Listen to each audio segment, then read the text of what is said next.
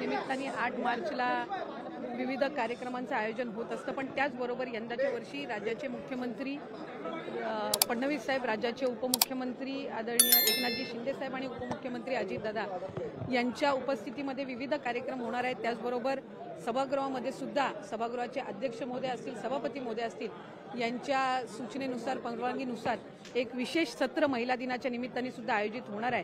8 तारखेला शनिवार असून सुद्धा महिला दिनाच्या निमित्ताने सर्व महिला लोकप्रतिनिधींसाठी पण आणि महिलांसाठी पण या ठिकाणी या सभागृहाचं जे विशेष सत्र आहे ते होणार आहे।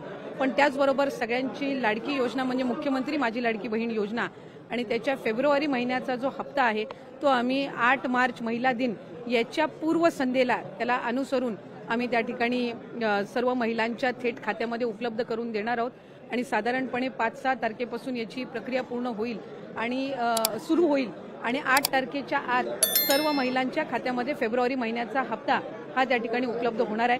महिला दिनाच्या पूर्वसंध्येला म्हणून आम्ही त्याचं औचित्य साधून यंदाच्या वेळेला फेब्रुवारीचा महिन्याचा जो हप्ता आहे तो आमच्या सर्व लाडक्या बहिणींच्या खात्यामध्ये जमा करत आहोत।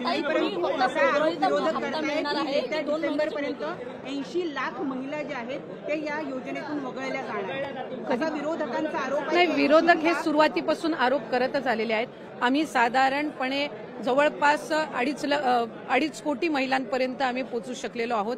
गेल्या महिन्यामध्ये सुद्धा जवळपास 2,35,00,000 2,40,00,000 इतक्या सुमारेस महिलांच्या पर्यंत लाभ हा पोहोचलेला आहे।